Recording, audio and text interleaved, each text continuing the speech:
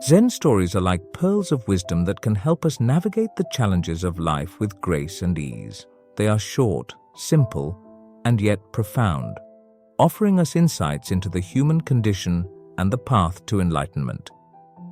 Whether you are facing a difficult situation or simply seeking to live a more mindful life, Zen stories can provide you with guidance and inspiration. 1. The mind is like a monkey. A Zen master was once teaching a group of students about the mind. He said, "The mind is like a monkey. It's always swinging from tree to tree, never settling down." The students were listening intently. They had all experienced the monkey mind firsthand.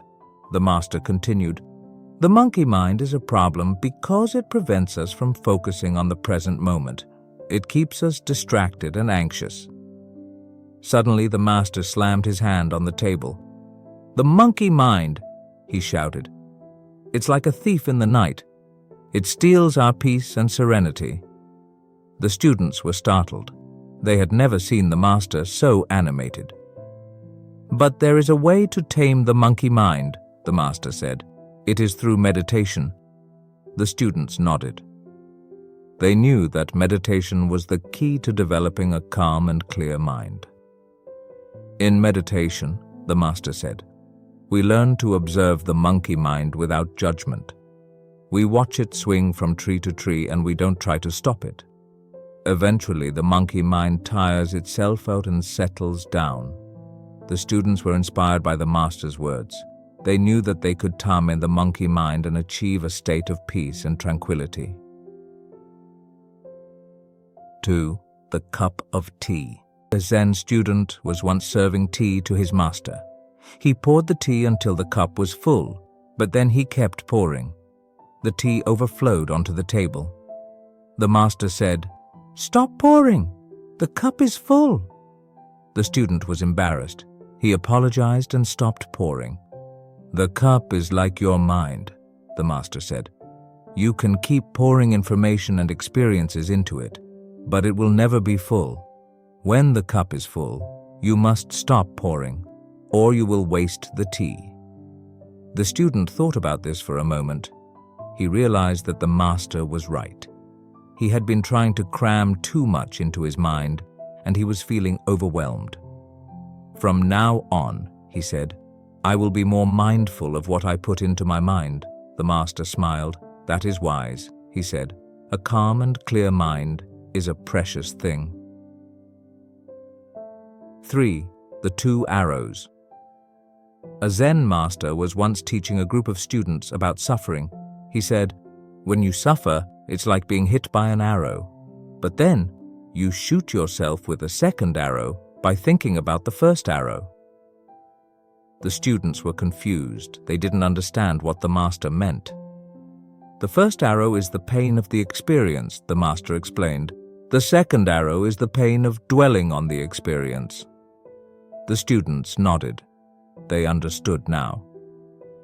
"It's important to remember that we can't control the first arrow," the master said. "But we can control the second arrow. We can choose not to dwell on the pain of the experience." The students were silent for a moment. They were thinking about what the master had said. "So, how do we stop shooting ourselves with the second arrow?" one of the students asked. The master smiled. "It takes practice," he said.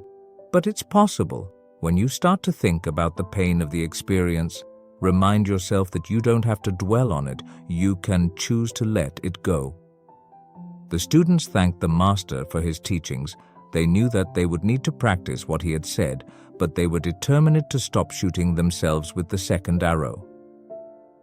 4. The bamboo tree. A Zen student was once walking through a forest with his master. They came across a bamboo tree that was bending in the wind. "Wow," the student said. "That bamboo tree is so flexible. It can bend without breaking." "Yes," the master said, "but it's also strong. It can resist the wind without being uprooted." The student thought about this for a moment. He realized that the bamboo tree was a metaphor for life. "Just like the bamboo tree," he said, We need to be both flexible and strong in order to face the challenges of life. That's right, the master said. We need to be able to bend without breaking, and we need to be able to resist without being uprooted. Suddenly, the wind picked up. The bamboo tree swayed back and forth, but it didn't break. See, the master said. The bamboo tree is an example of how to live a balanced life. The student was inspired by the master's words. He knew that he could learn from the bamboo tree and become more flexible and strong in the face of life's challenges. 5. The empty mind. A Zen student once asked his master, "What is the meaning of life?" The master smiled. "The meaning of life is to empty your mind," he said. The student was confused. "But how can I empty my mind?" he asked. "Imagine a cup of tea," the master said. "When the cup is full, you can't put anything else in it. But when the cup is empty, you can put anything in it." The student nodded. He understood. "When our minds are full of old thoughts and beliefs," the master said, "we can't learn or grow. We need to empty our minds so that we can be open to new experiences and ideas." The student thought about this for a moment. He realized that he had been carrying around a lot of baggage from his past. He decided that it was time to start emptying his mind. "From now on," he said, "I will be more mindful of my thoughts and beliefs. I will let go of the old and embrace the new." The master smiled. "That is wise," he said. "A mind that is empty is a mind that is ready for anything." 6. The Pebble. A Zen student was once walking along the beach with his master. They came across a pebble. "Master," the student said, "this pebble is so smooth and perfect." The master replied, "Yes, but it took many years of waves and sand to make it that way." The student thought about this for a moment. He realized that it takes time and effort to develop a calm, clear, and open mind. "Just like the pebble," he said, "I am willing to put in the time and effort to develop a calm, clear, and open mind." The master smiled. "That is wise," he said. "The journey to enlightenment is not easy, but it is worth it." The student and the master continued walking along the beach. The student picked up another pebble and examined it closely. This pebble was not as smooth and perfect as the first one, but it was still beautiful. "Master," the student said, "what does this pebble represent?" The master replied, "This pebble represents the different stages of our journey to enlightenment. Sometimes we will be smooth and perfect, and other times we will be rough and imperfect. But as long as we keep moving forward, we will eventually reach our destination."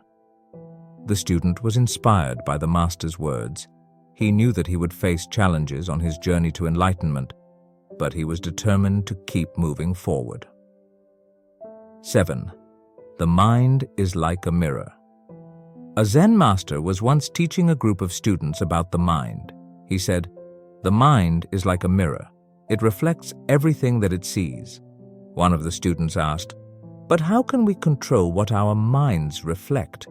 The master replied, "You can't control what your mind reflects, but you can choose what you put in front of it." The students thought about this for a moment. They realized that the master was right. Our minds are constantly reflecting the world around us, but we can choose what we focus on. If we focus on negative things, the master said, our minds will reflect negative things, but if we focus on positive things, our minds will reflect positive things. The students decided to put the master's teachings into practice. They started to focus on the positive things in their lives. They noticed that their minds became more positive and peaceful. One day, the students were walking through the forest when they came across a group of bandits. The bandits were armed with swords and knives. The students were scared, but they remembered the master's teachings. They focused on the positive aspects of the situation. They told themselves that they were safe and that the bandits would not harm them. The bandits approached the students and demanded their money. The students remained calm and collected. They calmly explained that they had no money. The bandits were surprised by the student's calmness. They had never seen anything like it before. They apologized for their behavior and left the students in peace. The students were grateful to the master for his teachings. They realized that by focusing on the positive, they could overcome any challenge. 8. The Dragonfly. A Zen student was once sitting in meditation when a dragonfly landed on his hand. The student watched the dragonfly for a while. He noticed how still and focused it was. The dragonfly seemed to be completely aware of its surroundings. The student realized that he could learn a lot from the dragonfly. He could learn to be more still and focused in his own life. The student closed his eyes and started to meditate. He focused on his breath and on the sensations in his body. He let go of all of his thoughts and worries. After a while, the student felt himself becoming more and more relaxed. He felt like he was merging with the dragonfly. He felt like he was becoming one with the universe. Suddenly, the dragonfly flew away. The student opened his eyes and looked around. He felt different. He felt more calm and centered. He felt more connected to the world around him. The student realized that the dragonfly had been a teacher to him. The dragonfly had taught him how to be still, focused, and present. 9. The Zen Gardener. A Zen gardener was once tending to his garden. He was weeding and pruning the plants and making sure that everything was in order.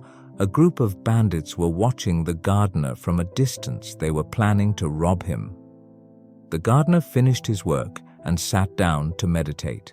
The bandits approached him and demanded his money. The gardener remained calm and collected. He told the bandits that they could take his money, but that they would have to take his garden as well. The bandits were confused. They didn't understand why the gardener was so calm. The gardener explained, "My garden is my life's work. It is more valuable to me than any amount of money." The bandits were impressed by the gardener's wisdom. They apologized for their behavior and left him in peace. The gardener continued to meditate. He was grateful that the bandits had not harmed him or his garden. He knew that he was lucky to be alive. 10. The Zen Monk and the Tourist. A Zen monk was once sitting in meditation when a tourist came up to him. The tourist said, "Excuse me, but I'm looking for a place of peace and tranquility. Can you help me?" The monk replied, "Yes, I can help you. Just be here now." The tourist was confused. He said, "But I don't know where to go." The monk smiled and said, "You don't need to go anywhere. The peace and tranquility are already here." The tourist sat down next to the monk and closed his eyes. He started to focus on his breath. After a while, the tourist started to feel more relaxed. He realized that the monk was right. The peace and tranquility were already here. The tourist opened his eyes and thanked the monk. He said, "I never realized that peace and tranquility were so close at hand." When we apply the lessons of Zen stories to our own lives, we can create a more peaceful and harmonious world for ourselves and others. Before I give you some tips, please like and subscribe to my channel for more inspiring and uplifting content. Here are some specific lessons that we can learn from the Zen stories. Remain calm and focused even in the face of adversity. The real enemy is often within ourselves. The journey of life is often difficult, but it is also rewarding. It is important to find what is truly valuable to us and to protect it. Peace and tranquility are always available to us if we are only willing to be present in the moment. Our minds are constantly reflecting the world around us. We can choose to focus on the positive or the negative. It takes time and effort to develop a calm, clear, and open mind.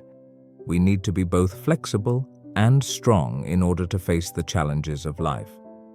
We need to empty our minds in order to be open to new experiences and ideas.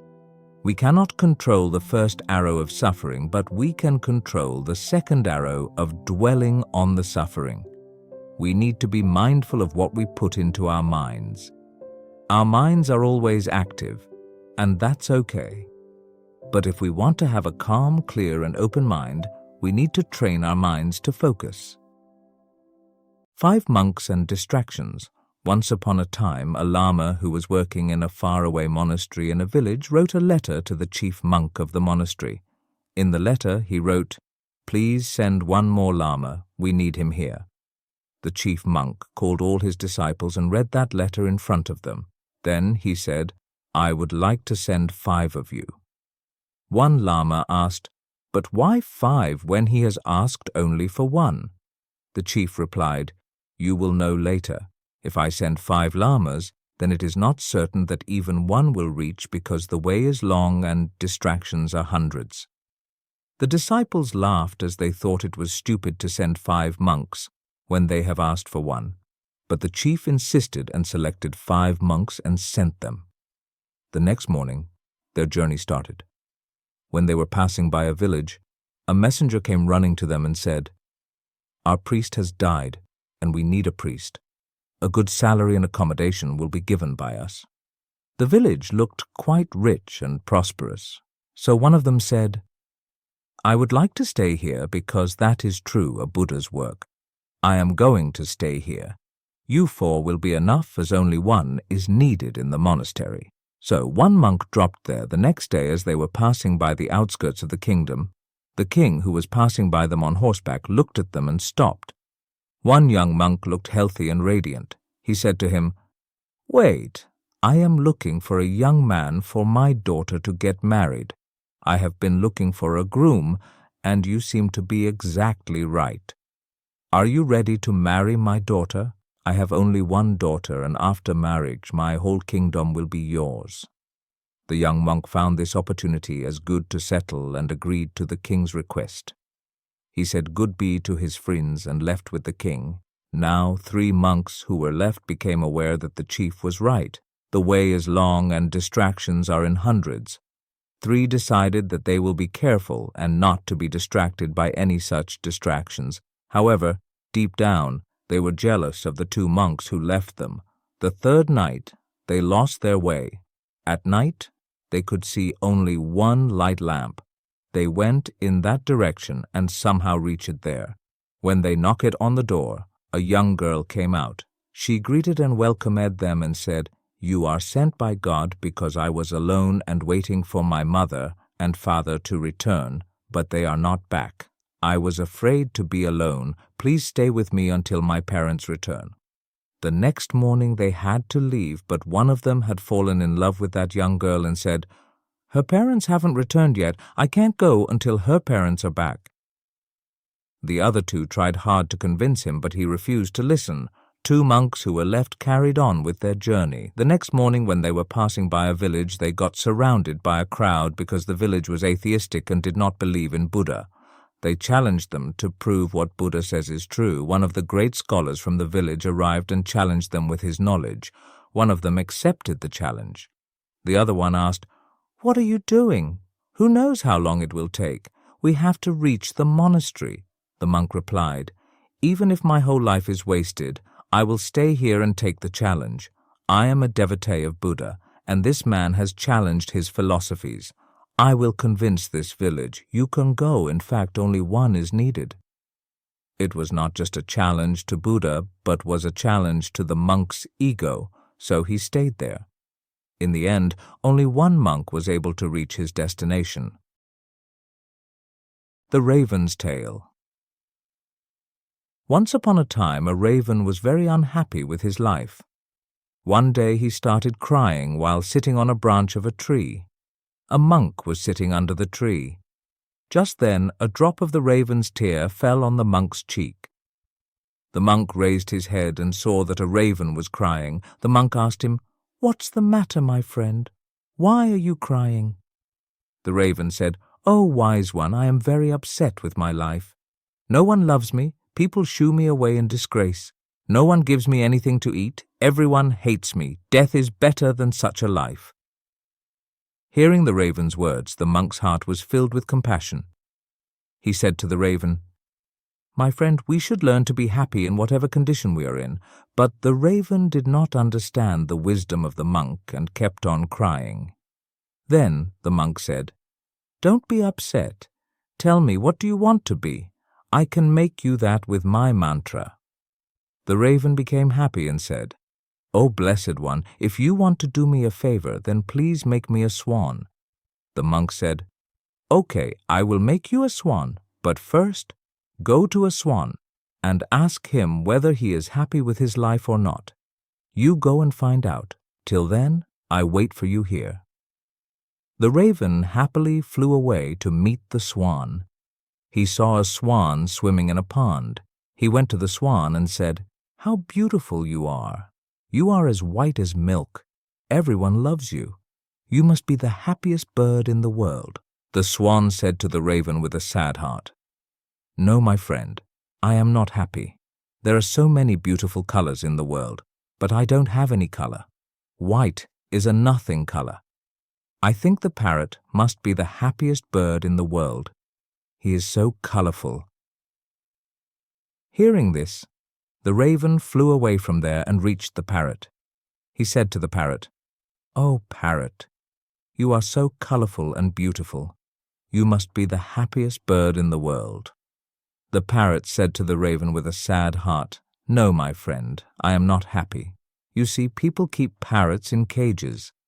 I am always afraid that someone may hold me and lock me in a cage. I think the peacock is the happiest bird in this world. He is also much more colorful than me." Hearing this, the raven flew around looking for a peacock. After searching for a long time, he finally found a peacock which was in a cage in a zoo. He saw that hundreds of people had gathered to see him. After the people left, the raven approached the peacock and said, "Dear peacock, you are so beautiful. Every day thousands of people come to see you, and look at me. When people see me, they immediately shoo me away. I think you must be the happiest bird on the planet." The peacock replied sadly. He said, "I always thought that I was the most beautiful and happiest bird on the planet, but because of my beauty, I am entrapped in this zoo. When people pluck my colorful feathers to make decorative things, it hurts me a lot." The peacock took a deep sigh and said, "I am not happy, my friend." The raven was surprised to hear this from the peacock. He asked him, "If you are not happy, then whom do you think is the happiest bird in the world?" The peacock said, "I have examined the zoo very carefully, and I have realized that you, the raven, are the only bird not kept in the cage. People don't try to catch you and entrap you in cages. So for the past few days, I have been thinking that if I were a raven, I could happily roam everywhere, and I would be free." Hearing this, the raven flew away from there, and today, for the first time, he was feeling happy to be a raven. He came back to the sage and said, "Oh, wise one, I don't want to be anything. I am fine, but I am." Whatever happens, happens for the best. Once upon a time there was a king. He had a minister. The king's minister was very wise. He often used to say that whatever happens, happens for good. Once the king was cleaning his sword. The minister was also sitting next to him. Suddenly the sword fell on the king's feet, and one finger of his foot was cut off. Just then the minister said, "Whatever happens, happens for good." The king was very angry on hearing this. He asked the minister, "My toe finger is cut off, and you are saying that it has happened for good. What is good in it?" The king got angry and ordered the minister to be imprisoned in jail. The minister did not feel sorrow for this, and while leaving for jail, he again said, "Whatever happens, happens for good." The king was amazed to hear this. He thought, "How strange a person he is. He is going to jail and saying that whatever happens, happens for good." Anyways, 2 months passed after this incident. One day the king went for hunting with his soldiers, riding on horses. They all went inside the dense forest. The king, while chasing a deer, went more into the deep forest and got separated from his soldiers. However, he could not catch the deer, but he lost his way and got lost in the dense forest. When the king realized this, he started looking for a way out of the forest.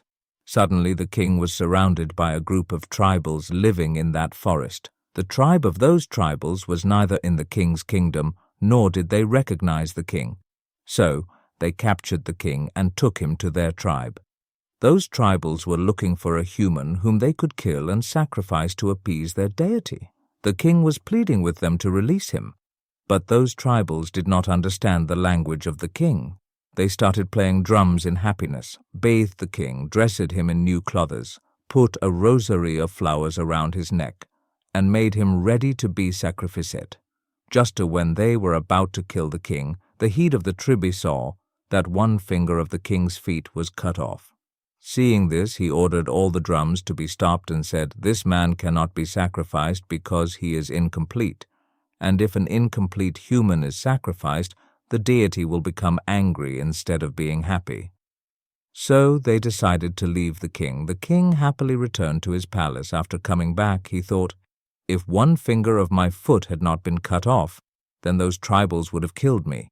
It means the minister was right. Whatever happened, happened for good. He ordered the soldiers to get the minister out of the jail. He gave him back his minister's position and asked, "Minister, tell me that my finger was cut on that day, and it happened for my good. I have understood this. But you were jailed for 2 months, and you had to suffer so much. What good happened to you?" The minister smiled and said, "My lord, I was your prime minister, and I used to be always with you. Had I not been in jail, then I would have been with you that day also. They left you after seeing your cut finger, but sir, my body was complete, and if I was with you, they would have definitely sacrificed me. That's why it was good that I was not with you that day and I was in jail. It saved your life and saved my life also. That's why I always say that whatever happens, happens for good." The Wise Sparrow. Once there was a farmer. Once he planted his crops, and soon after this his sparrow built a nest in between fields. Just after some time, the sparrow laid eggs in the nest. Soon little sparrows came out of those eggs and started to live happily with their mother sparrow. The sparrow used to go daily into the forest to feed her little children. One day, when she came back from the forest, she found that her children were very scared. She asked them, "What happened, my children? Why are you so scared?" They said, "Mother, the farmer came here today and he was talking about harvesting. He was saying tomorrow he will send his sons to cut the crops." Then they said, "Mother, where shall we go after the crops have been cut? We are not even able to fly right now." After listening to her children, the mother sparrow said, "Don't worry, my children. Nobody will come tomorrow to cut the crops, so please don't be afraid." The next day, it exactly happened as the sparrow said. No one came there to cut the crops. Many days passed like this, but no one came there to cut the crops. Everything was going well. The sparrow's children were very happy. One day again, when the sparrow returned from the forest, she was again shocked to see her children's faces. They were so scared again. The sparrow asked them the reason behind their fear. They said, "Oh, mother, the farmer came here today and he was talking about crop harvesting again. Today he was saying tomorrow he will send the laborers to cut the crops." After listening to them, the sparrow again said, "Don't worry, my children. No one will come tomorrow to harvest the crops." The next day, again the same happened as the sparrow said. No one came there to cut the crops. Many days passed like this again. One day, when the sparrow came back from the forest, her children told her, they said, "Mother, today the farmer again came, and he was talking about harvesting crops. But as usual, we know that no one will come here to harvest the crops." The mother sparrow asked them to explain the whole incident. The children said, "Mother, today again the farmer came here, and he was talking that he has wasted a lot of his time depending on others, and he said that tomorrow he will come to cut the crops by himself." After listening to these, the mother sparrow got worried. She said, "Children, we will have to leave this place immediately and make our nest in some other place because tomorrow the farmer will definitely come for harvesting crops." The children said, "But mother, the farmer has been saying this for the last several days, but every time no one comes for harvesting. Why are you sure that this time the farmer will come for harvesting?" The mother sparrow said, "For the first time, the farmer was dependent on his sons to complete the work. The second time, he was dependent on the laborers to get the work done. And when you depend on others to get your work done, your work can never be completed. But this time he has decided to do it himself. Therefore, tomorrow he will definitely come and harvest his crops." The children were able to fly by now. They all flew away from there and made their nest in another place. The next day the farmer came to the fields and started harvesting, but by then the bird and its children had left the field. The rice pounder. Once there was a big monastery in one part of China where about 500 monks lived. They were all practicing the path of self-realization under their master. One day a man went to the monastery to become a disciple. He said to the Zen master, "Sir, I want to know myself. I want to know the truth."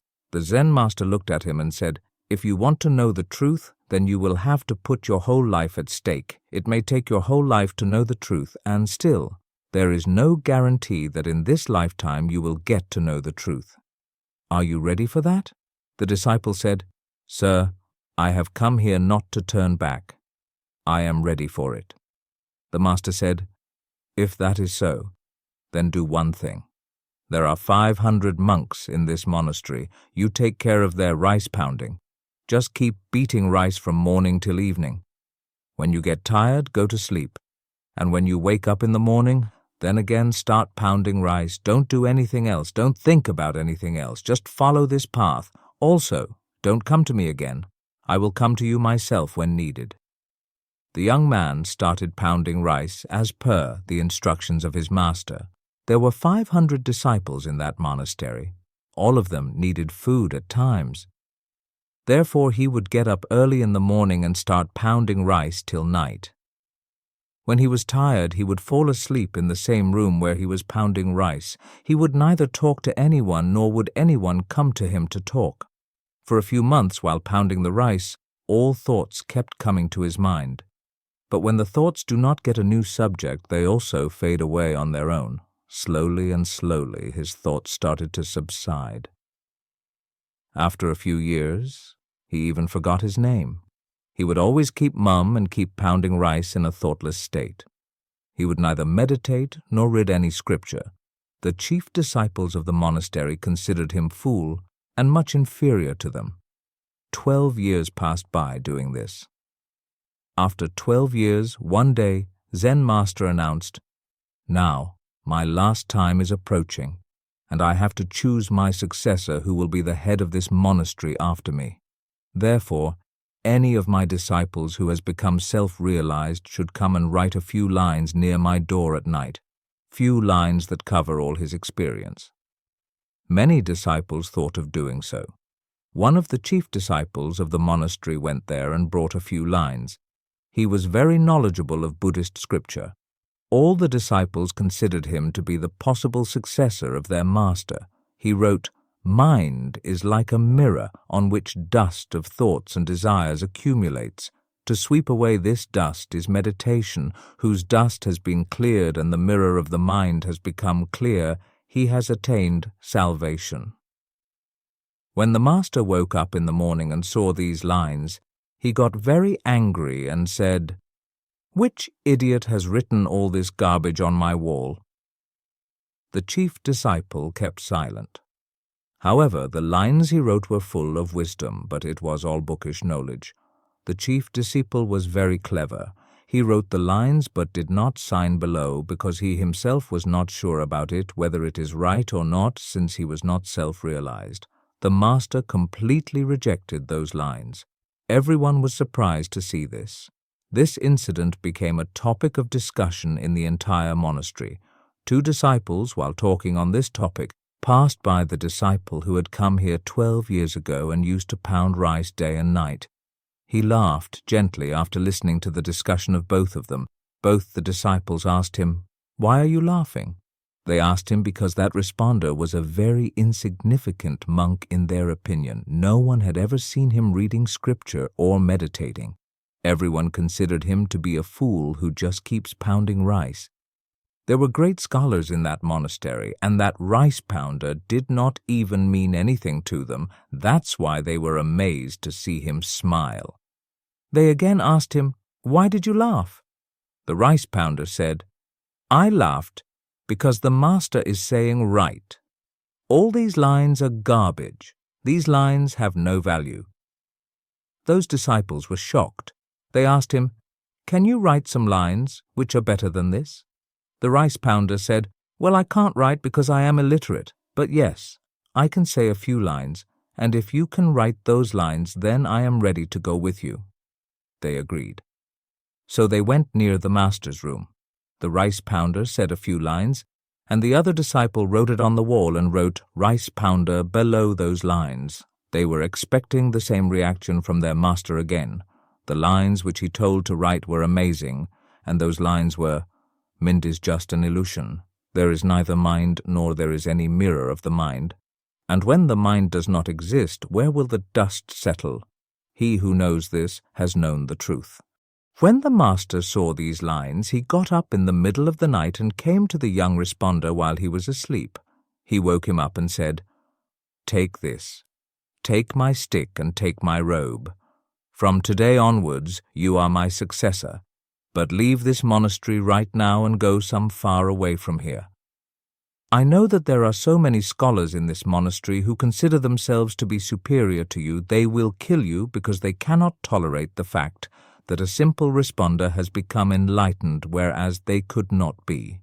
You have got all that I have, and you have got it while pounding rice, and I know that wherever you will go, people will start coming to you, because when a flower blooms, its fragrance starts spreading everywhere." That responder touched the feet of his master and left from there in the night. Music. If we see in our lives, we will find that many people think that meditation can only be done by sitting at one place with closed eyes, but in reality it is not like that. Meditation can be practiced even while walking. Meditation can also be done even while doing some work. The real meaning of meditation is that whatever you are doing, you are so engrossed in that you are not even aware of your body. Just like that rice pounder who became so engrossed in pounding rice that he did not have any sense of himself. And one day, while pounding rice, he attained self-realization. Similarly, Zen means to be in the present moment all the time and not to think of anything, because the mind exists as long as there are thoughts. When there will be no thought, then the mind will also vanish. And when the mind is no more, then only your pure self will remain. In fact, we do not need to do any other spiritual practice to know our true nature.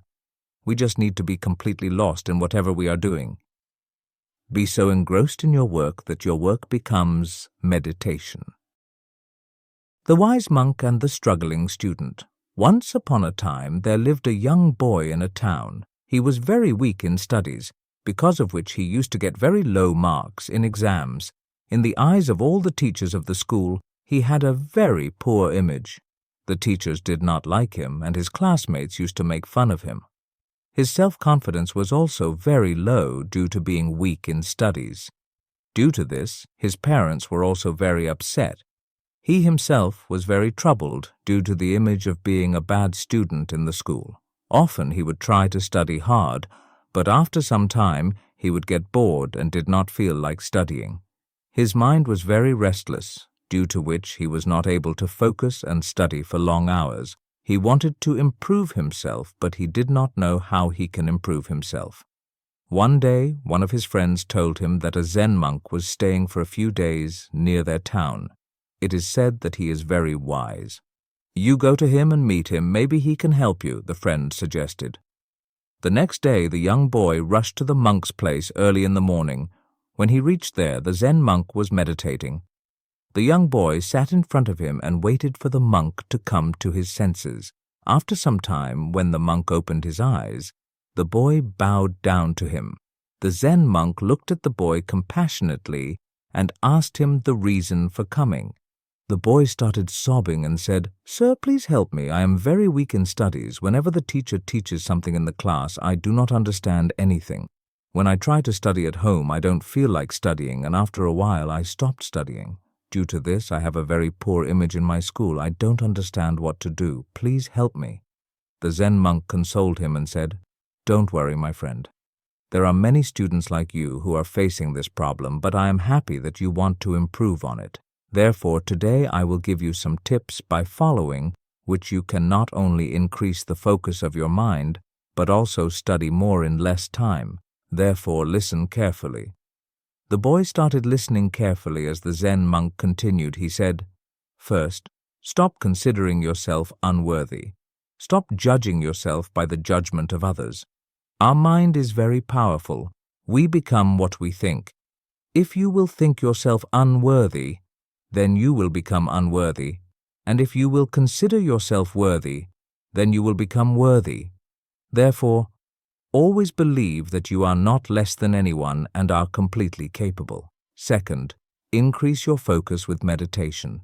If you want to study more in less time and want to memorize what you read once, then you have to increase your focus. To increase focus, you should start doing meditation by focusing your full attention on your breath. During meditation, your concentration will increase. Apart from this, you can also practice backward countdown while meditating to increase your focus. For that, when you breathe in, watch your breath or recite any mantra in your mind, and when you breathe out, count 50 in your mind. Then again, when you breathe in, watch your breath or recite any mantra in your mind, and when you breathe out, count 49. Like this, count backward from 50 to 1. This will increase the focus of your mind. When your focus will increase, then you will be able to study more in less time. Third, discipline yourself. If you want to do well in study, then you must discipline yourself. Make a schedule of your whole day which includes eating at a fixed time, sleeping at a fixed time, waking up at a fixed time, and studying at a fixed time. Every day, you will have to fix your studying hours, and then you have to study every day during the same time. When we do any work every day at a certain time, then our body gets ready for that work at that time. For example, suppose if you sleep at 9 o'clock every night, then whenever it will be 9 o'clock at night, you will start feeling sleepy. Similarly, if you will study at a certain time every day, then your mind will become ready to grab knowledge at that time. Therefore, make a schedule of your daily routine and do all your works according to that schedule. By doing this, your life will become disciplined, and only a disciplined life can move on the path of progress. Fourth, always be present and alert in your classroom. Learning always begins in the classroom. If you will not be present and alert in your classroom, then you will not be able to understand what your teacher has taught.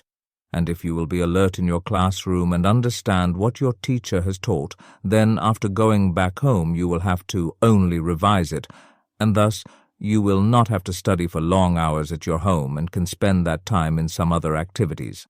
Therefore, never skip your class and always try to be present and alert in your class. And if you do not understand anything, then never hesitate to ask your teacher. Fifth, take care of your physical health and mental health. It is very important for a student to have good physical and mental health. Balanced diet and exercise can give you good physical and mental health. You must know the right amount of food you need to eat according to your body. Never take heavy meals before you sit to study. Rather, take light and easily digestible food before you sit for study. Include soaked almonds, dry fruits, and pumpkin seeds in your daily diet. This will give strength to your brain and increase your memory.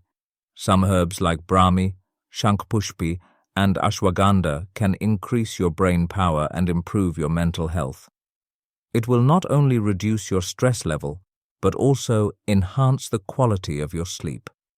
And if you will get deep sleep every night, then you will be more alert during the day and be able to concentrate on your study. Apart from that, you must exercise every day for at least 30 minutes. It will keep you physically fit and active. Therefore, taking a balanced diet, exercising, and including some nuts and herbs in your diet can improve your physical and mental health.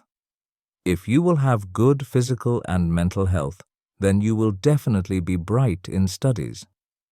Sixth, minimize distractions and take short notes of what you study.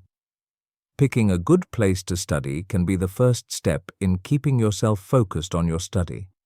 Therefore, find a suitable place which is quiet and free of distractions for everyday study. Let your family members know when you are studying and ask them to give you space and be quiet. This will help you focus more on your study. Keep your mobile phone on silent mode or turn off notifications. Try not to study sitting on the bed because the bed is used mostly for sleeping or resting. And then we study while sitting on the bed. We start feeling sleepy. Therefore, always try to study while sitting on a chair and table. If you get tired while sitting for a long time, then take a short break for a few minutes. During that break, you can listen to any song, walk for some time, do meditation, take a light snack, or do any other work that refreshes you. After taking a break, when you sit down to study again, you will find that you are able to grasp easily what you read. While studying, do not forget to make short notes. Notes can help store information in your long-term memory. Written notes are remembered longer than what we read, and this will also make it easier for you to do revision at the time of your exams. After seeing this, the Zen monk looked at the young boy and said, "My friend, if you follow these tips, then you will be able to increase your focus and progress well in your studies.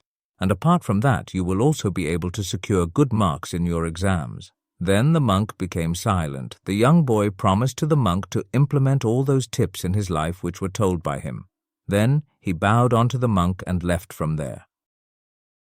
The lion cub raised by sheep. One day a lioness died while giving birth to a cub. At that time, a herd of sheep was passing by and the lion cub accidentally joined them. The sheep also accepted him as one of their own, and so the cub was brought up by the sheep. While living with the sheep, the lion cub believed himself to be a sheep. Since he was growing up among sheep, it was natural for him to live like them. He believed that he was a sheep and became vegetarian, joyfully eating grass. He had no conception of what a lion was, not even in his dreams. Surrounded by sheep and only sheep, he had never roared like a lion, nor had he ever been alone like one. With the passage of time, the cub started growing up, becoming a beautiful young lion. The sheep became accustomed to him, just as he became accustomed to the sheep. But one day, a lion attacked the herd. When he saw this young lion among the crowd of sheep, he could not believe his eyes. He had never seen such a thing. He was astonished to see a young lion grazing among the sheep, and neither were the sheep afraid of the lion, nor were they aware that a lion was among them. He forgot his intention to catch a sheep and decided to capture the young lion to find out what was happening. The lion attacked the flock to capture the young lion. Seeing him, all the sheep started running to save their lives, and the young lion also ran away to save his life. Although it was difficult to get hold of the young lion, somehow the lion caught him. The lion said to him, "You idiot, why are you escaping from me?" The young lion was crying and weeping, saying, "Please leave me, I am a poor sheep, please let me go." He was shivering with fear and bleeding like a sheep. It did not take long for the lion to understand the whole matter. The lion pulled him towards the lake, and the young lion was resisting and reluctant to go.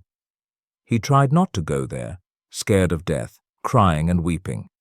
But the lion would not allow him. He pulled him and took him to the lake. The lake was silent like a mirror.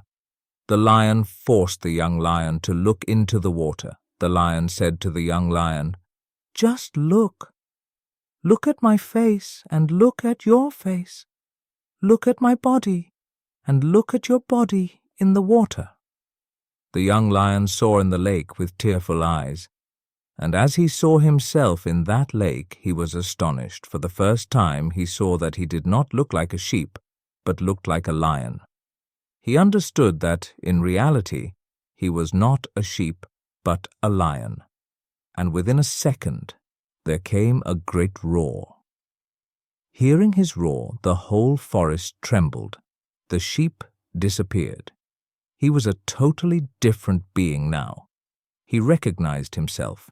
The identification with sheep was not a reality. It was just a mental concept. Now that he had seen the reality, the young lion could feel a strange energy he had never felt before, as if it had been dormant. He could feel a tremendous power, and he had always been a weak, humble sheep.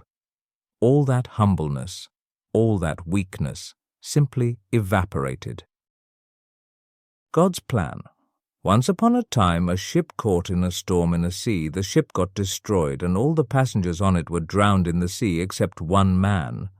By the grace of God, he survived somehow and came to the shore of the sea. After some time, when he regained consciousness and opened his eyes, he found himself alone on a desolate island. As soon as the man woke up, he started praying to God and said, "Oh God, please help me. Please send me some help." Days passed, but no help came for him. He spent his nights sleeping on the beach. The next day, when he woke up, he prayed to God again. But still, no help came. A few days passed like this, and by now he had totally given up, taking the life of the desolate island as his fate. The man started to collect some wood and grass and made a hut for himself. He collected things from the broken ship and kept them in the hut. He started surviving by eating coconuts and fish on the island, staying in the hut and spending his days. One day he lit a fire and went to fetch food. When he returned, he saw that his hut was on fire. He was very sad due to the destruction of his only shelter. In anger, he raised his head toward the sky and started complaining to God, saying, "Oh God, I told you to send me some help, but you did not listen to my prayer. I had built a hut here to live, and you burned that too. You are very cruel." He was very disappointed and kept complaining to God till night, and then he fell asleep on the sea beach. In the morning he was woken up by a noise, which was very loud. When he opened his eyes, he saw that a ship had come to shore. He could not believe his eyes. He was very happy that help had finally come to him. He got on the ship, and the ship started sailing. After getting on the ship, the man asked the captain of the ship, "How did you know that I am stranded here on this deserted island?" The captain replied, "We saw a fire signal sent by you coming from the island. We understood that there is someone on the island. That's why we came here." The man said, "But I did not send any fire signal." The captain said, "But we have come here only after seeing the fire signal." Just then, the man remembered his burning hut. He understood that the fire signal which the captain was talking about was his burning hut. He understood that it was God's plan to get him out of the deserted island by putting his hut on fire. He understood that God's plan is bigger than his plan for himself, and he started thanking God. The medicine for anger. Once upon a time, Buddha was sitting with his disciples. One of his disciples asked him, "Lord, how can we control our anger?" Buddha said, "I'll tell you a story. By listening to this story, you will learn to control your anger." And the story goes like this. Once upon a time, there lived a quarrelsome lady in a village. She used to get angry over little things. In anger, she used to say a lot of abusive words. And when her anger subsided, she would feel very sorry. Her whole family was upset because of this habit, and there was always an atmosphere of quarrel in her family. One day, a sage came to the door of that woman asking for alms. The woman told her problem to the monk. She said, "Oh, wise one, I get angry very quickly. I could not control my anger even if I wanted to. Tell me some solution so that I can control my anger." The monk took out a small bottle of medicine from his bag and gave it to her. He said, "Take this. This is a medicine of anger. Whenever you get angry, put 4 drops of the medicine on your tongue and keep it in your mouth for 10 minutes. Do not open your mouth for 10 minutes, otherwise the medicine will not have any effect." Saying this, the monk left from there. The woman started using the medicine as per the instructions of the monk. In just 7 days, she lost her habit of getting angry. After 7 days, when the monk again came to her door, the woman fell at his feet and said, "Oh, wise one, your medicine has done wonders for me. I don't get angry now because of taking your medicine, and there is an atmosphere of peace in my family too." Hearing her words, the monk smiled and said, "Daughter, there was no medicine in that vial. In fact, it was filled only with water. You have not controlled your anger by this medicine, but you have controlled your anger by keeping quiet." After telling the story, Buddha said that anger can only be controlled by keeping quiet because an angry person speaks abusive words which sparks controversy. So, the cure for anger is only silence. The worth of a human life. Once upon a time, a man went to Gautama Buddha and asked, "O Lord, please tell me, what is the worth of human life?" asked the man. Gautama Buddha smiled and gave him a shining stone. He said, "First, go and find the worth of the stone. Go to different shops in the market and tell them that you want to sell this stone, but remember, don't sell the stone in any case."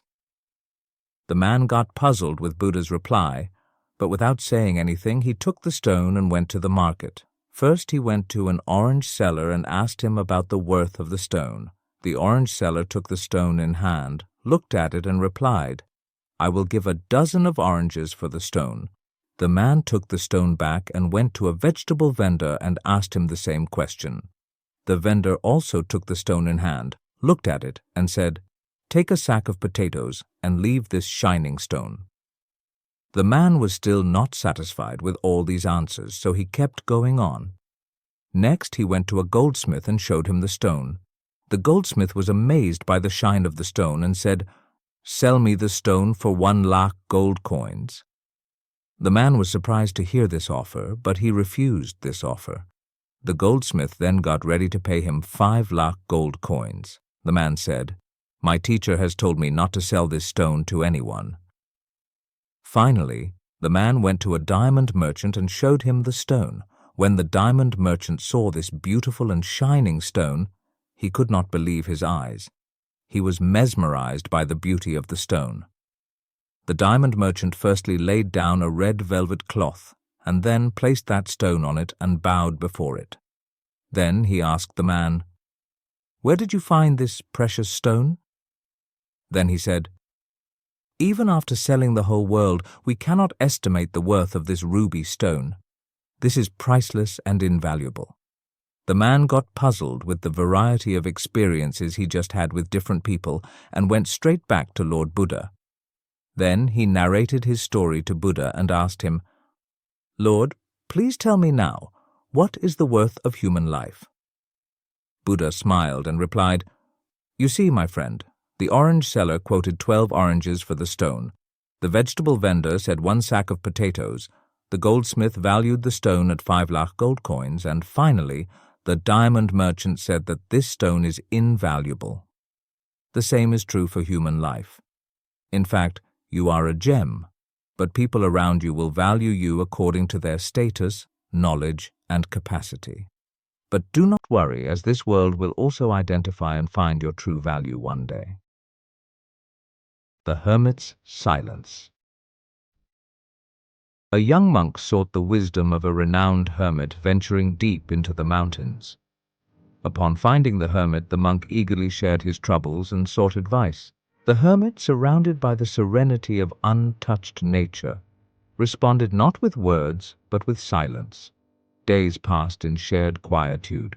In this silence, the monk found his mind settling, his heart opening to the vastness around and within him. He realized that within silence and solitude, one finds the answers that the noise of the world often drowns out. The Moonlit Path. An old Zen master walked a forest path alone each night, basking in the moon's glow. A disciple, curious about these solitary walks, asked to join. The master agreed. Yet as they walked together, the master's steps seemed hesitant. His joy diminished. The following night, the master resumed his walk alone, and once again his step was light, his spirit free. He later explained, "Alone, I am with the moon, the trees, and the breeze. With you, I am just with you."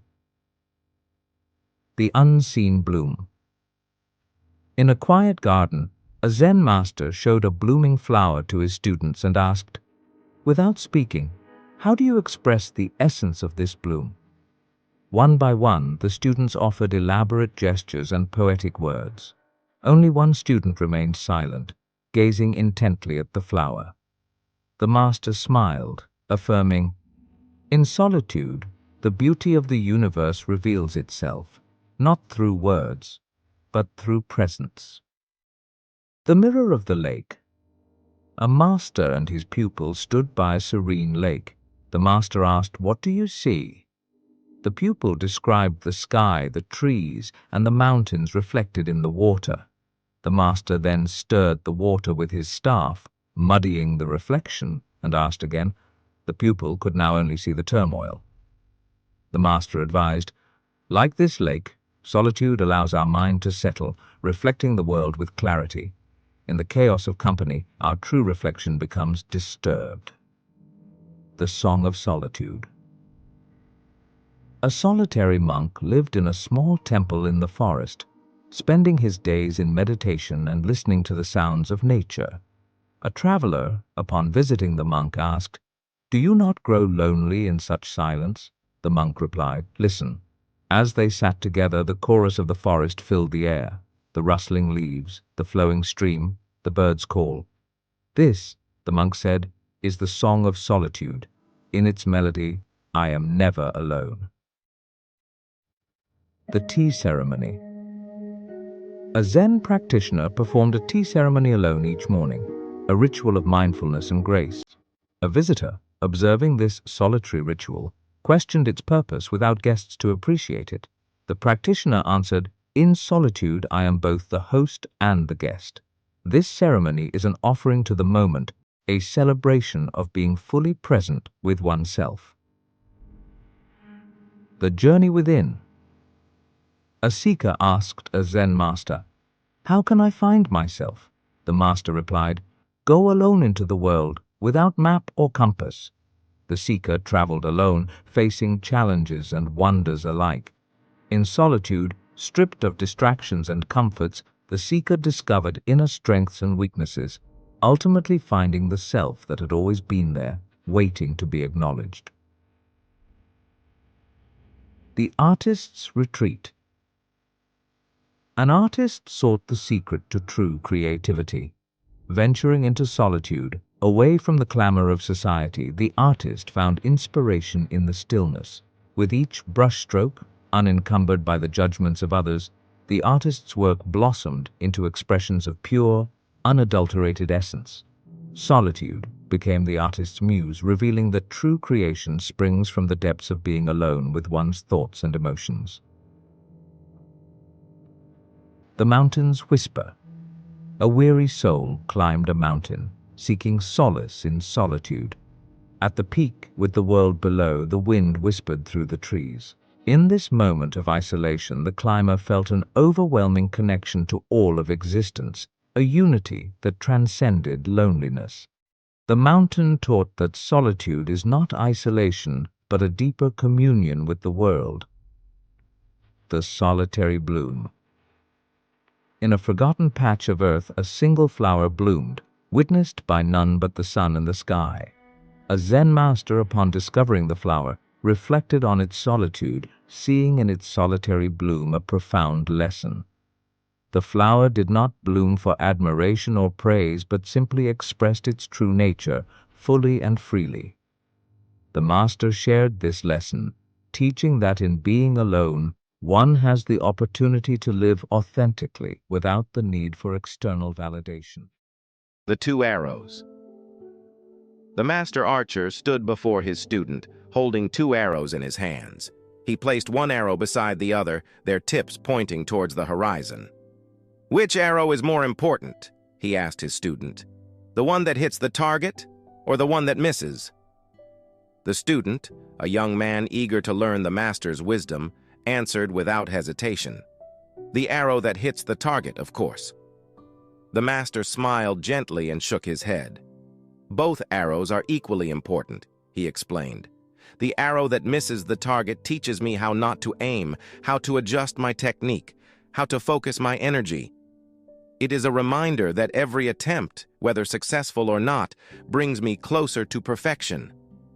The student pondered the master's words, absorbing their profound meaning.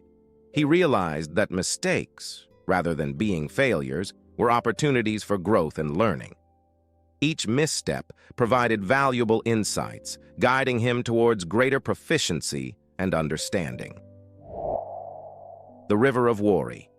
A Zen monk, known for his serene demeanor and wisdom, was walking along the tranquil bank of a river when he encountered a man frantically throwing rocks into the surging water. The monk approached the man, curiosity piqued by his unusual behavior. "Why are you throwing rocks into the river?" he inquired gently.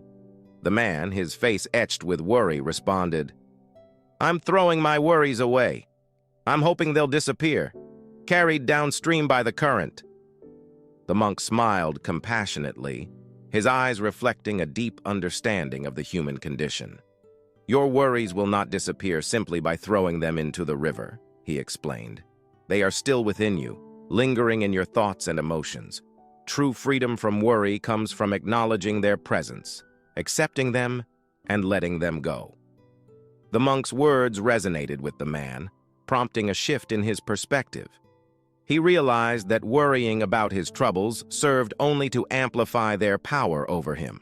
Instead, he could choose to face his worries head-on, seeking solutions or accepting their temporary nature. The broken vase. A devoted student approached his Zen master, seeking guidance on how to avoid making mistakes in life. The master, with his characteristic wisdom and patience, responded, "Mistakes are inevitable, my friend. They are an inherent part of the human experience. But the true test lies not in avoiding mistakes altogether, but in learning from them and not repeating them." The student, initially disheartened by the master's words, soon recognized their profound truth.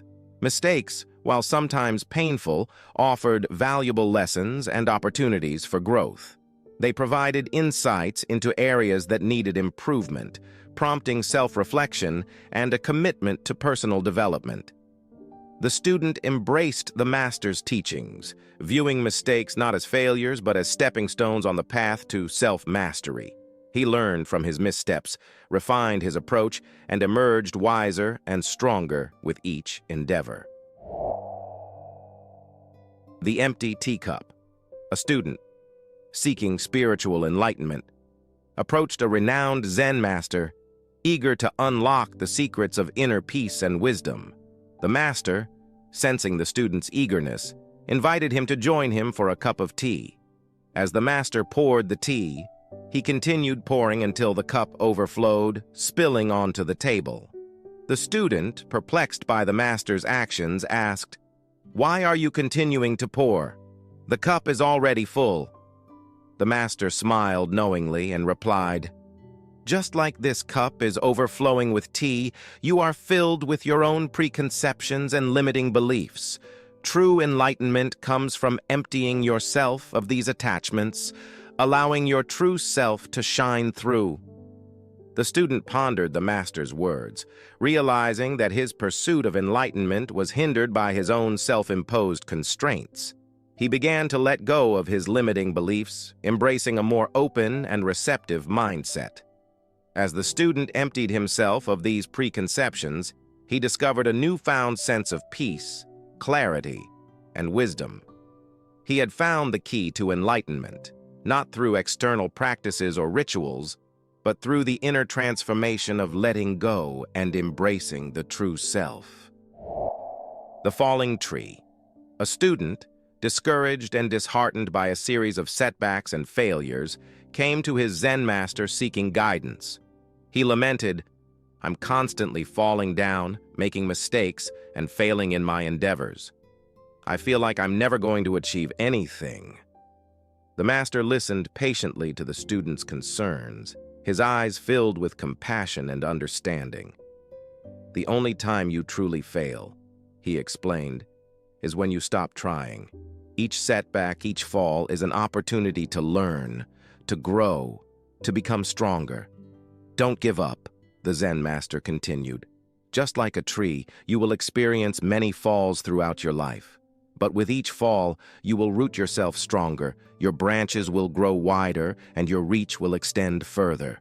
It is the resilience of the tree that allows it to stand tall and proud, even amidst the most challenging storms. The student looked up at the master, his eyes filled with newfound hope. He realized that his setbacks and failures were not signs of weakness, but opportunities for growth and strength. He was no longer discouraged by the obstacles in his path. Instead, they fueled his determination to overcome them. With renewed vigor, the student embraced the master's teachings, viewing his challenges as opportunities for learning and growth.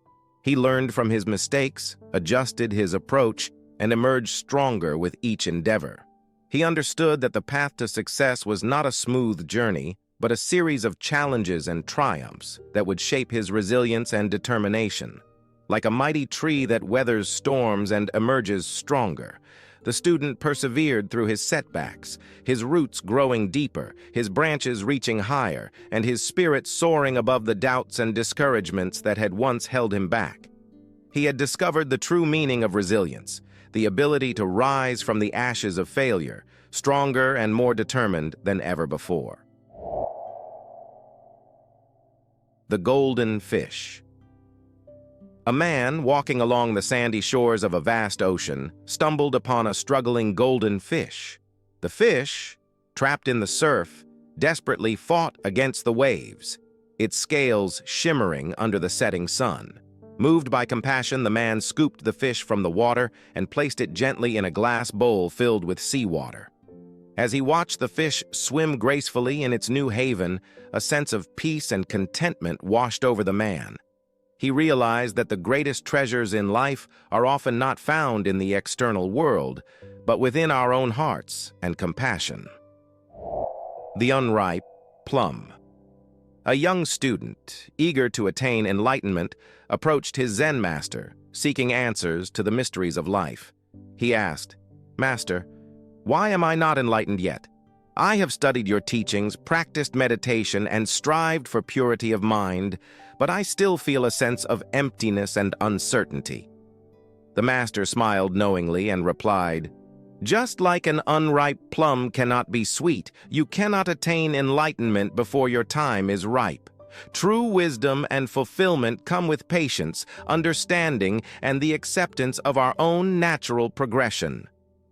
The student absorbed the master's words, realizing that enlightenment was not a destination but a journey. He learned to trust the process of life, embracing each moment and allowing his knowledge and wisdom to blossom naturally. The Echo in the Valley. A troubled soul, seeking solace and tranquility, approached a Zen master for guidance. Burdened by the weight of her worries and anxieties, she asked, "Master, how can I find peace in the midst of this tumultuous world?" The master listened attentively to her concerns, and then pointed towards the valley below, where the sound of his voice echoed back and forth between the hills. "Peace is not something you achieve," he explained, "but something you are. Just as the echo is inherent in the valley, peace is already within you, waiting to be discovered." The troubled soul pondered the master's words, realizing that she had been seeking peace outside of herself, when it was always within her reach. She began to cultivate inner peace by practicing mindfulness, accepting her emotions, and finding harmony within her own being. The Unbroken String. A student struggling to overcome challenges and setbacks sought advice from a wise Zen master. He confessed, "I often feel discouraged and overwhelmed by my difficulties. My resolve weakens, and I fear that I will never be able to achieve my goals."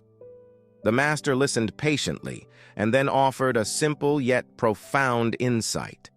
"A string that is constantly tightened will eventually break," he explained. "A wise person knows when to loosen the string, allowing it to regain its strength and flexibility. Similarly, don't be afraid to step back, take a break, and recharge when you feel overwhelmed."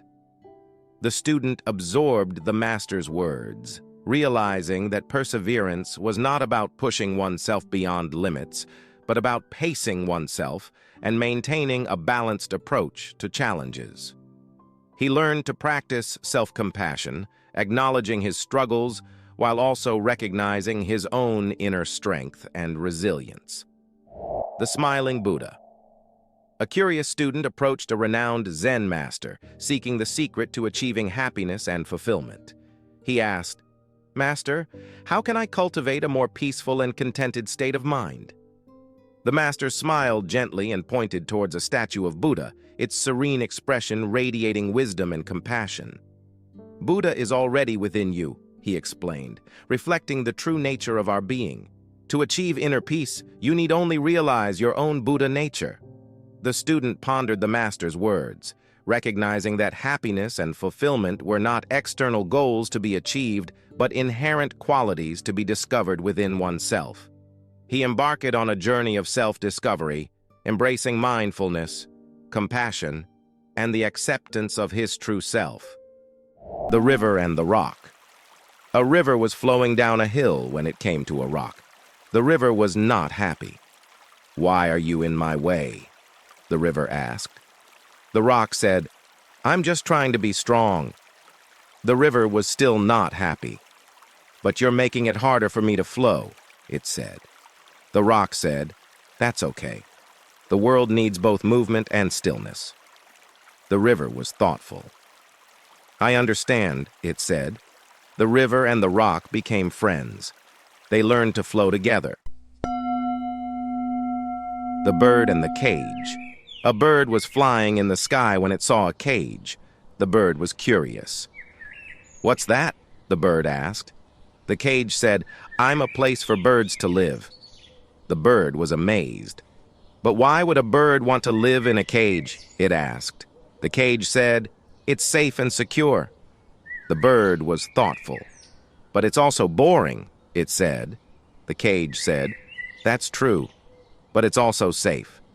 The bird was still not sure. "I think I'll keep flying," it said.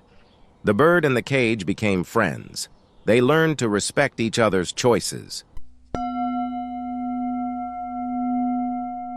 The Emperor and the Tea Master.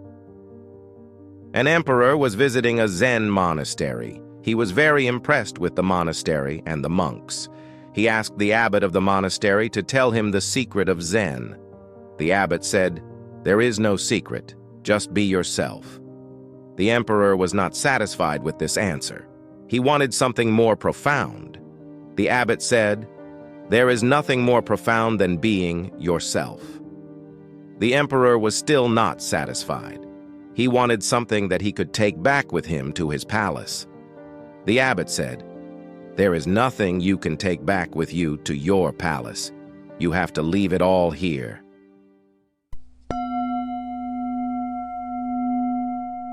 The Farmer and the Zen Master. A farmer was working in his field when he saw a Zen master sitting under a tree. The farmer approached the Zen master and asked, "What is the meaning of life?" The Zen master smiled and said, "The meaning of life is to live it." The farmer was puzzled. "But how do I live it?" he asked. The Zen master said, "You live it by being present."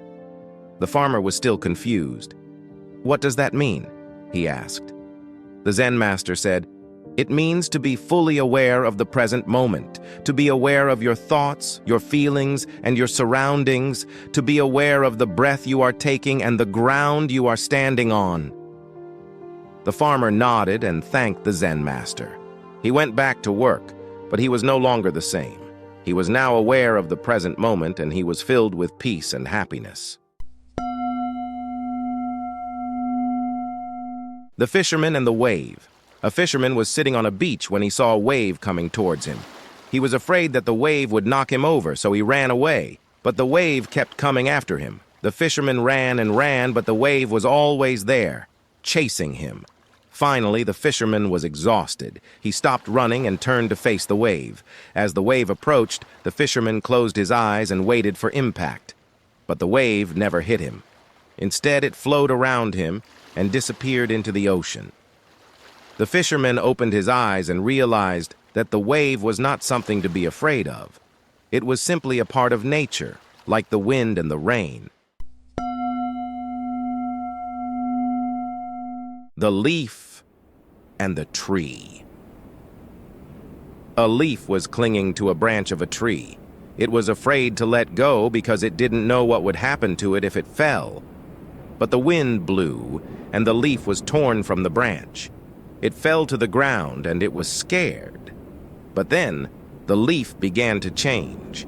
It grew roots, and it sprouted new leaves. It became a new tree. The leaf realized that it had not died. It had simply transformed. The two monks. Two monks were walking through a forest when they came to a river. One monk took off his shoes and waded across the river. The other monk kept his shoes on and walked across the river on top of the water. The first monk was amazed. "How did you do that?" he asked. The second monk said, "I don't know, I just did it." The first monk was still amazed. "But how did you do it?" he asked again. The second monk said, "I don't know, I just did it." The first monk was frustrated. "You must tell me how you did it," he demanded. The second monk said, "I can't tell you how I did it. You have to do it for yourself." The first monk was disappointed, but he knew that the second monk was right. He had to find his own way. The caterpillar and the butterfly. A caterpillar was crawling along the ground when it saw a butterfly flying overhead. The caterpillar was amazed. "How did you do that?" the caterpillar asked. The butterfly said, "I didn't do it. It happened to me." The caterpillar was confused. "What do you mean?" it asked. "When I was a caterpillar," the butterfly continued, "I spun a cocoon around myself. Inside the cocoon, I changed into a butterfly." The caterpillar was still confused. "But how did you know how to do that?" it asked. The butterfly said, "I didn't know, I just did it." The caterpillar was amazed. "But that's incredible," it said. The butterfly said, "It's not incredible, it's just nature." The caterpillar thought about this for a moment. "So I can do the same thing?" it asked. The butterfly said, "Yes, you can, but it has to happen to you. You can't make it happen." The caterpillar was disappointed. "But I want to do it now," it said.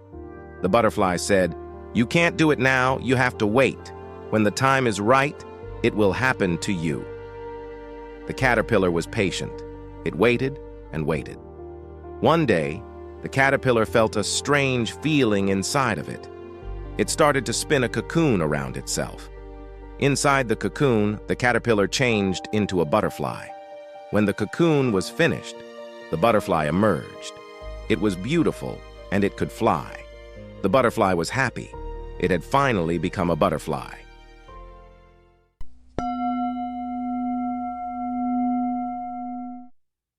The stone and the water. A stone was sitting on the edge of a pond. It was very still and quiet. A drop of water fell into the pond and rippled the water. The stone was surprised. "What was that?" the stone asked. The drop of water said, "It was me. I fell into the pond." The stone was curious. "Why did you do that?" it asked. The drop of water said, "I didn't want to be alone anymore. I wanted to be a part of something bigger." The stone was thoughtful. "I understand," it said. The stone and the drop of water became friends. They spent their days talking and playing in the pond. The sun and the cloud. The sun was shining in the sky when it saw a cloud passing by. The sun was not happy. "Why are you blocking my light?" the sun asked. The cloud said, "I'm not trying to block your light, I'm just being myself." The sun was still not happy. "But you're making it harder for me to shine," it said. The cloud said, "That's okay. The world needs both darkness and light." The sun was thoughtful. "I understand," it said. The sun and the cloud became friends. They learned to live together in harmony. The flower and the weed. A flower was growing in a garden when it saw a weed growing beside it. The flower was not happy. "Why are you growing here?" the flower asked. The weed said, "I'm just trying to survive." The flower was still not happy. "But you're taking up my space," it said. The weed said, "That's okay. There's enough room for both of us." The flower was thoughtful. "I understand," it said. The flower and the weed became friends. They learned to grow together. The tree and the wind. A tree was standing in a field when it felt a strong wind blowing against it. The tree was afraid. "What are you going to do to me?" the tree asked. The wind said, "I'm going to make you stronger." The tree was confused. "How will you do that?" it asked. The wind said, "I'm going to bend you and shake you. I'm going to test your roots." The tree was still afraid. "But that will hurt," it said. The wind said, "That's okay. The pain will make you grow." The tree was thoughtful. "I understand," it said. The tree and the wind became friends. They learned to grow together.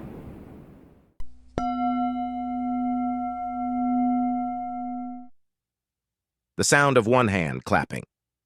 "What is the sound of one hand clapping?" the master asked his student. The student thought for a long time, but he could not come up with an answer. The master smiled and said, "The sound of one hand clapping is the sound of enlightenment." The tiger and the ox. A tiger and an ox were walking through the forest when they came to a river. The tiger wanted to cross the river, but he was afraid of the water. The ox said, "I will carry you across on my back." The tiger climbed onto the ox's back, and the ox began to swim. The tiger was very scared, and he kept clinging to the ox's fur.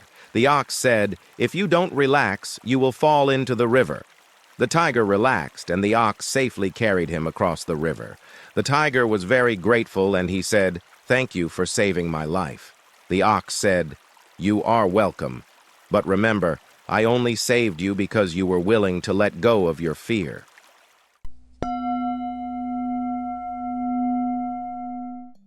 The bamboo grove. A man was walking through a bamboo grove when he came across a bamboo flute. He picked up the flute and began to play it. The music was beautiful, and it filled the grove with sound. The man closed his eyes and let the music wash over him. He felt a sense of peace and tranquility that he had never felt before. He realized that the music was not coming from the flute, but from himself. The man opened his eyes and looked around at the bamboo grove. He saw the beauty of the world in a new light. He realized that the world is not made up of separate things, but is one interconnected whole.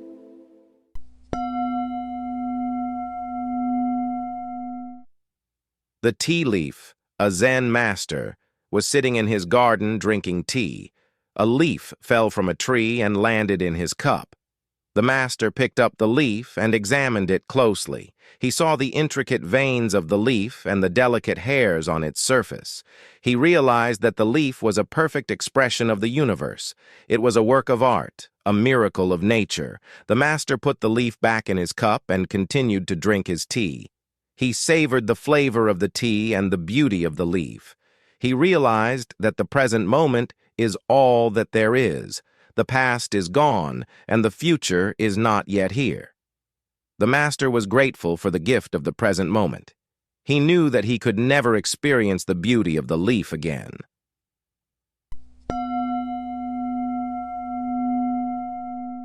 The moon in the water. A Zen master was teaching his students about the nature of reality. He said, "The moon is reflected in the water, but the moon is not in the water. The water is not the moon." The students thought about this for a long time, but they could not understand. The master said, "The mind is like the water. It is clear and empty, but it can reflect the moon of enlightenment." The students still did not understand. The master said, "The moon is the true nature of the mind. It is always there, but we cannot see it because our minds are clouded by thoughts." The students began to understand. The master said, "To see the moon, We must let go of our thoughts. We must let our minds become like the water, clear and empty. The students closed their eyes and meditated. They let go of their thoughts and opened their minds to the present moment. They saw the moon of enlightenment. The two arrows. A man was walking through the forest when he came across two arrows. He picked up the arrows and examined them closely. He saw that the arrows were perfectly straight and that they had been made with great care.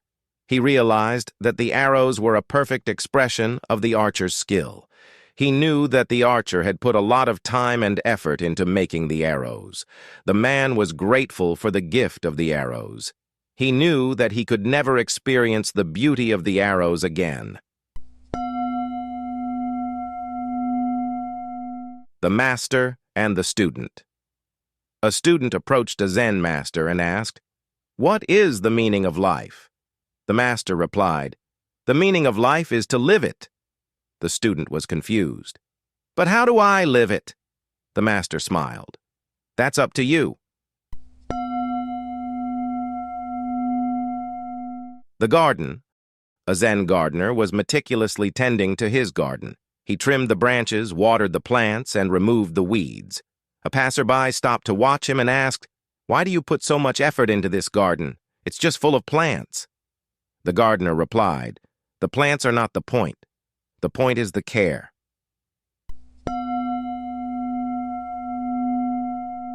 The mountain.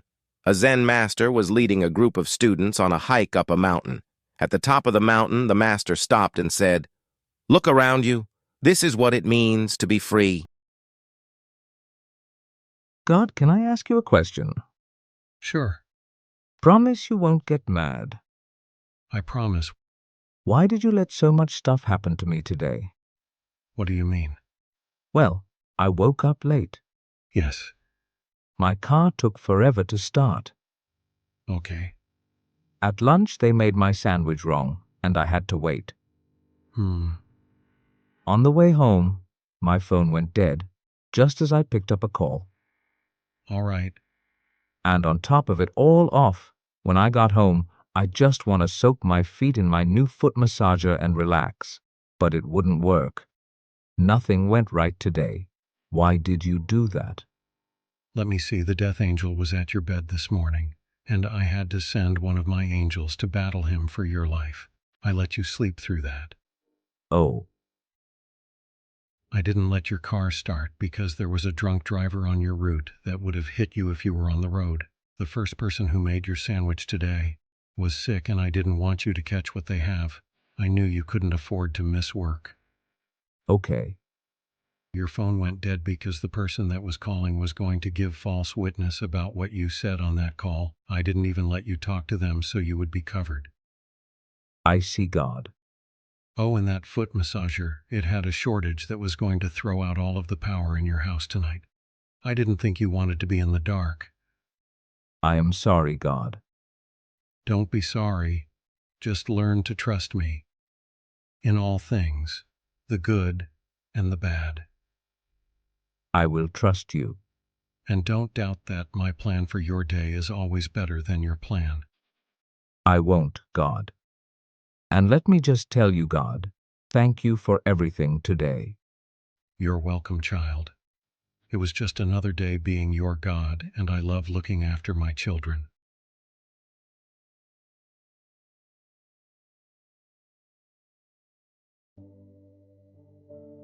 How can you believe in yourself when no one else does? Once upon a time, there was a young monk named Lee. He was a kind and gentle soul, but he was also very shy and insecure. He had always been the smallest and weakest child in his village, and he had always felt like he didn't belong. One day, Lee decided to leave his village and join a Buddhist monastery. He hoped that by learning the ways of Buddhism, he would be able to find inner peace and self-confidence. When Lee arrived at the monastery, he was greeted by the head monk, Master Wu. Master Wu was a wise and compassionate man, and he could see that Lee was struggling. He took Li under his wing and began to teach him the basics of Buddhism. Li was a quick learner, and he soon began to understand the teachings of Buddhism. He learned that everyone is born with the potential to be enlightened, and that he didn't need to be perfect in order to be loved and accepted. Li also learned that it's important to believe in yourself even when no one else does. He realized that his shyness and insecurity were just thoughts, and that he could choose not to believe them. One day, Li was meditating in the forest when he was approached by a group of older monks. The monks were known for being very strict and judgmental. "What are you doing here, young monk?" one of the monks asked. "You are not worthy to be in this forest." Li was scared and intimidated, but he remembered the teachings of Master Wu. He took a deep breath and said, "I am here because I am worthy. I am a child of God, and I have the potential to be enlightened." The monks laughed at Li. "You are nothing but a weak and insignificant boy," one of them said. "You will never achieve enlightenment." Li stood his ground.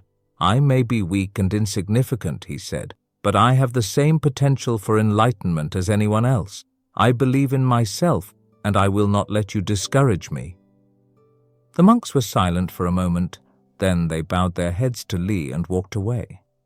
Li was relieved and proud of himself. He had stood up for what he believed in, even when it was difficult. He knew that he was on the right path and that he would eventually achieve enlightenment. Li continued to study and practice Buddhism, and he became more and more confident in himself. He learned to let go of his insecurities and to embrace his unique gifts and talents. One day, Li was meditating in the temple when he had a vision. He saw himself standing on a mountaintop surrounded by a golden light. He felt filled with love, peace, and joy. Li knew that this was a vision of his enlightened self. He realized that he was already enlightened, but that he had been blinded by his own self-doubt and fear. When Li opened his eyes, he felt a new sense of purpose and direction. He knew that he was meant to share the teachings of Buddhism with the world and to help others to achieve enlightenment. Li left the monastery and began to travel the countryside, teaching and healing people wherever he went. He became known as a wise and compassionate teacher, and his following grew rapidly. One day, Li was invited to speak at the royal palace. The king had heard about Li's wisdom and compassion, and he wanted to learn more about Buddhism. Li stood before the king and his court, and he began to speak about the teachings of Buddhism. He spoke about the importance of compassion, kindness, and forgiveness. He also spoke about the importance of believing in oneself, even when no one else does. The king was very impressed with Li's wisdom and compassion. He offered Li a position as his advisor, but Li declined. He told the king that his true calling was to teach Buddhism and to help others to achieve enlightenment. The king respected Li's decision, and he gave him a gift of gold. Li used the gold to build a new monastery, where he could teach and heal people from all walks of life. Li continued to teach and heal people for many years. He became known as one of the greatest Buddhist teachers of all time. He helped millions of people to achieve enlightenment, and he left behind a legacy of love, compassion, and wisdom. Li continued on his journey feeling happy and fulfilled. He knew that he was making a difference in the world, even if it was just in a small way. He was grateful for the opportunity to teach and heal others, and he was excited to see what the future held. Li's story teaches us that it is important to believe in ourselves, even when no one else does. We are all capable of great things, and we all have the potential to achieve enlightenment. When we believe in ourselves, we can overcome any obstacle and achieve our dreams. Here are some tips for believing in yourself. Identify your strengths and weaknesses. Everyone has strengths and weaknesses. It is important to be aware of both so that you can play to your strengths and work on your weaknesses. Set realistic goals. When you set goals that are too difficult to achieve, you are setting yourself up for failure. Set realistic goals that you can achieve with effort and perseverance. Surround yourself with positive people. The people you spend time with can have a big impact on your self-esteem. Surround yourself with positive people who believe in you and support your dreams. Celebrate your successes. It is important to celebrate your successes, no matter how small they may seem. This will help you to build your self-confidence and to believe in your abilities. Never give up on yourself. Everyone makes mistakes and experiences setbacks. It is important to never give up on yourself, even when things are tough. Keep believing in yourself, and you will eventually achieve your goals. Remember, you are capable of great things. Believe in yourself, and the world is yours. Once upon a time, in a quaint little village, there lived a man named Sam. Sam was known for his rather peculiar but infectious laugh that echoed through the cobblestone streets. One day, as he strolled through the village square, he overheard a group of people chatting about the newfound interest in meditation. Namaskaram, everybody! Suddenly, people who never even considered sitting still are all about meditation, Sam mused to himself. Curiosity piqued, he decided to attend a talk on how to meditate like a Zen monk by a wise sage. The sage unfolded the mysteries of meditation with a touch of humor that resonated with Sam's cheerful spirit. First of all, what does the word meditation even mean? The sage pondered.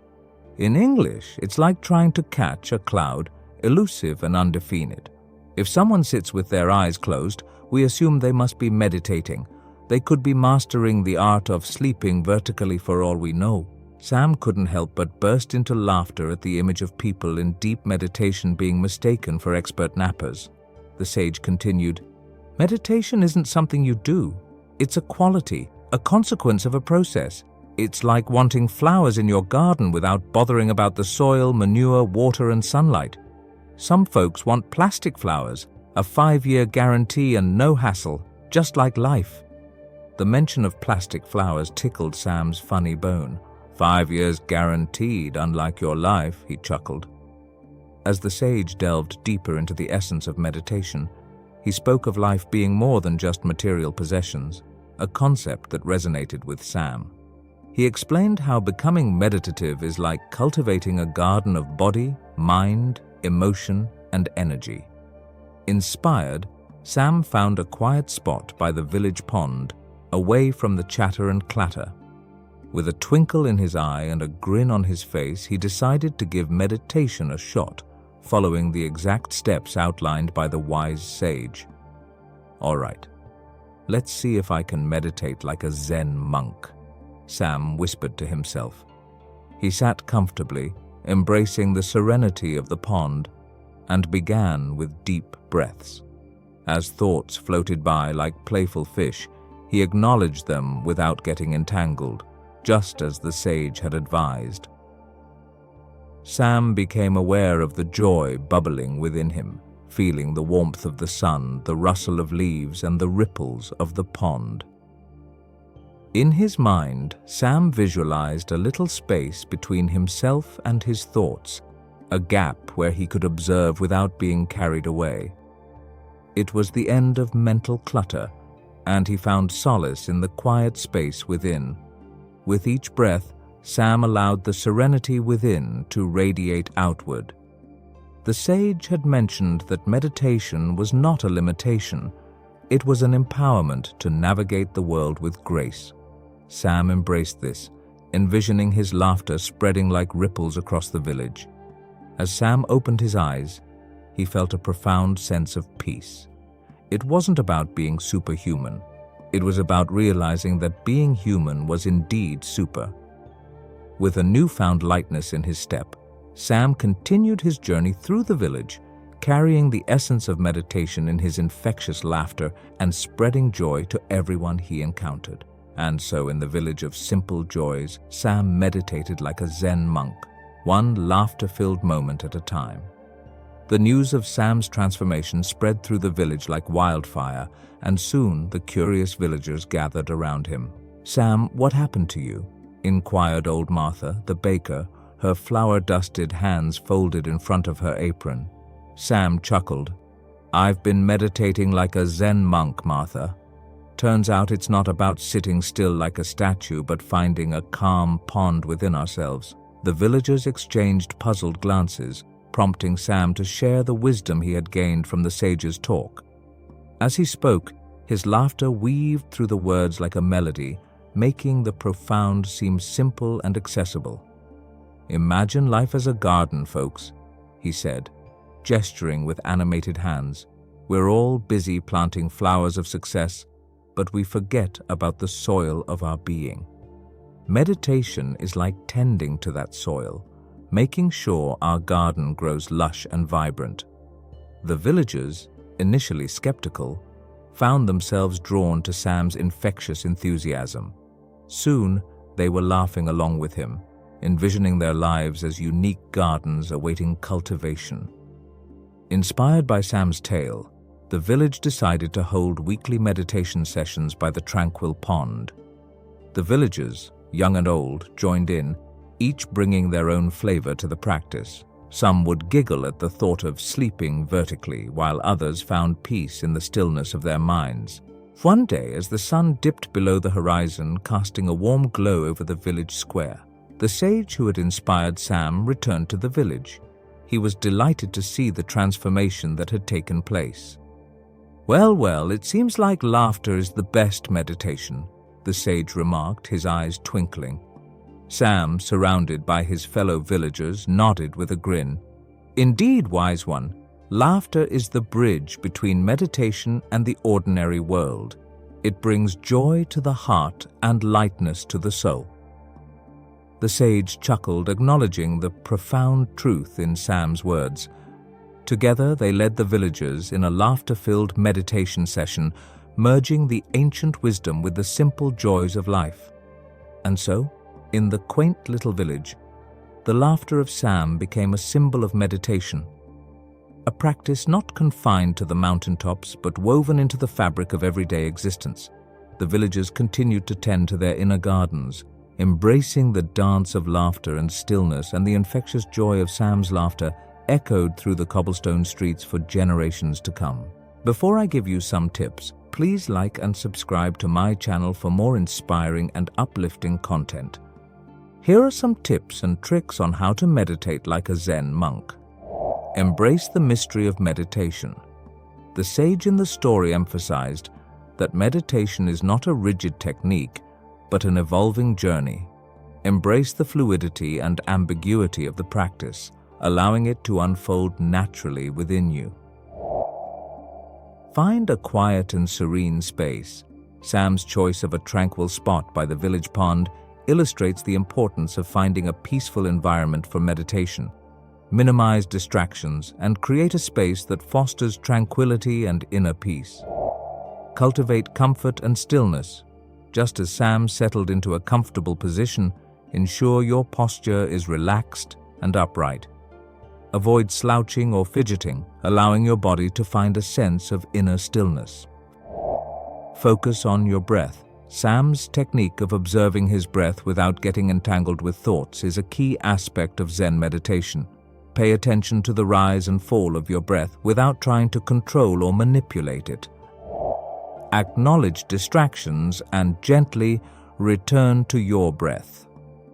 As Sam acknowledged the playful fish of his thoughts, recognize that distractions are inevitable in meditation. Acknowledge them without judgment and gently guide your attention back to your breath. Visualize a space between thoughts. Sam's mental visualization of a gap between himself and his thoughts is a powerful tool for detaching from mental chatter. Imagine a small space where you can observe your thoughts without being swayed by them. Allow serenity to radiate outward.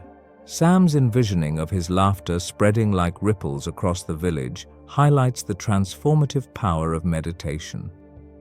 As you find inner peace, allow it to radiate outward, gently affecting your interactions with the world around you. Embrace laughter and joy.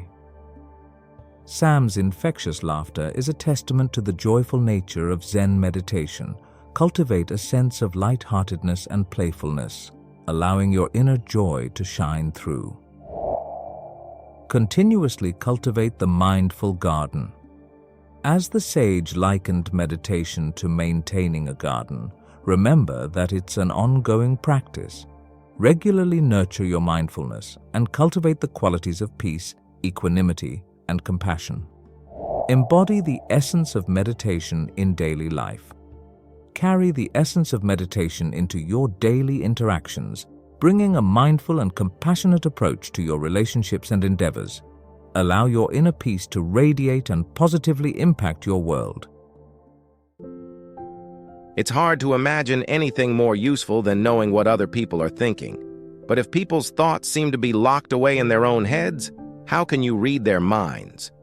Mind reading isn't a trick. It's a skill that the most successful people have mastered.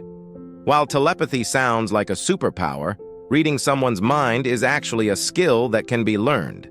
In a world where minds are like locked doors, one man seeks the master key. Join him on a mind-bending adventure as he unlocks the secrets of human thought, transforming from a social observer into a master of connection. Discover the power of body language, the art of reading genuine smiles, and the ability to detect deception. Once, a man named Ethan, known for his trusting nature and unwavering faith in humanity, found himself at the crossroads of disillusionment and despair. His life, once filled with the warmth of genuine connections and the promise of a bright future, had crumbled under the weight of repeated betrayals and broken promises. Ethan's journey of misfortunes began with a series of financial setbacks that left him struggling to stay afloat. His once thriving business, built on the foundation of honesty and integrity, had been undermined by the deceit of a trusted business partner.